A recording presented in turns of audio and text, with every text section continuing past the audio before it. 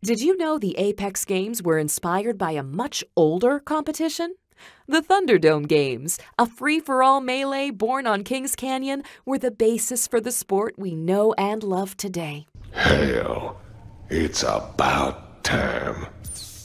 Hey everyone, Thordan Smash here, and we finally have the embargo lifted on Season 17 today, and with it we are getting a ton of new content for Season 17. Some of it very good, some things are still missing, which has some of us concerned. We're also going to give out 45 bucks while we go over all this information. All you gotta do is like, comment, subscribe, you guys know the drill, but without further ado, let's talk about the new season. So let's go ahead and start off with the biggest thing coming in Season 17, and that has to be the new Legend Ballistic, who has a ton of cool new outfits coming in. As we've gone over, the two on the right are upcoming skins for him, and the left is the launch bundle, but now we're going to go over what we have pretty much confirmed for his abilities. Now in the trailer we did get to see some of them, but we also have first-hand gameplay looks from an earlier leak, and the first one is going to be the weapon sling, where you can store a third weapon, access via the inventory or by hitting down on the D-pad, and the sling weapon cannot take attachments. This basically allows you to carry a third weapon, and that third weapon would probably be best used as like an SMG or a wingman, because you don't really need a lot of attachments to make those great, but it will be improved later on. Now the tactical, the smart bullet we also saw in the trailer, and this has the potential to be one of the most OP items. It shoots a projectile that debuffs the enemies. Guns will start to heat up as they shoot. Overheating will cause a reaction to deal damage,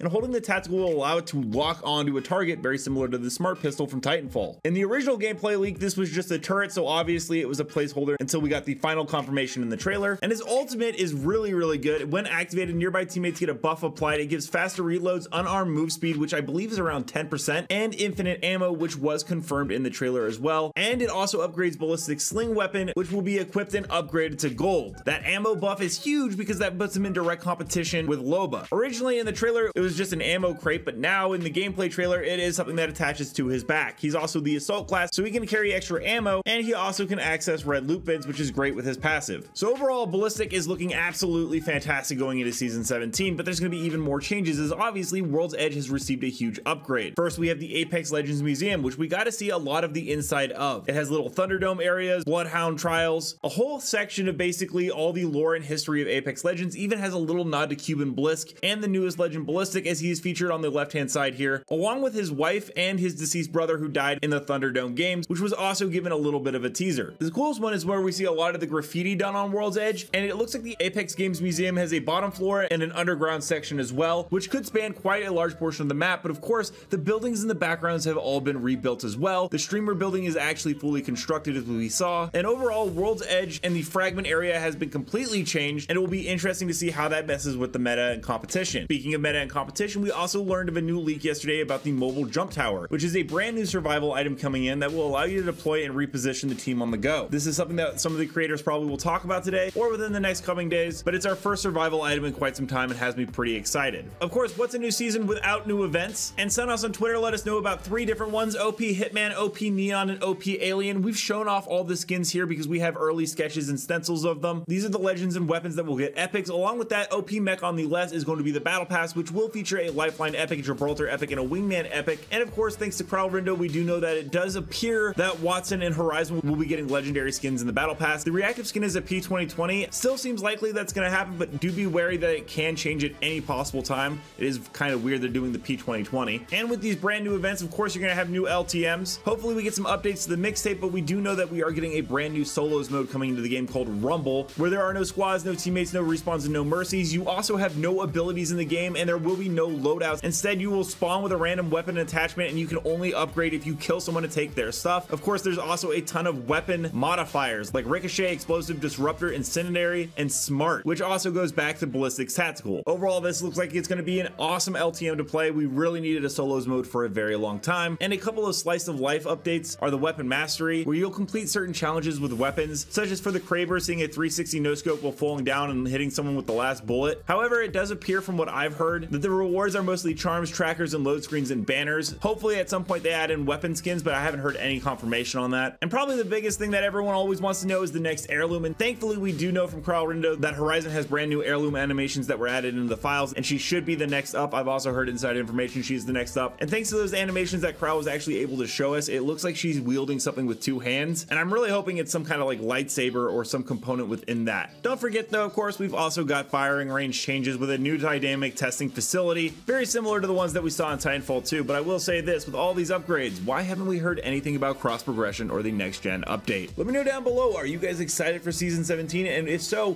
which parts are your favorite? And until next time, Legends, keep slaying the Outlands, and I'll see you out there.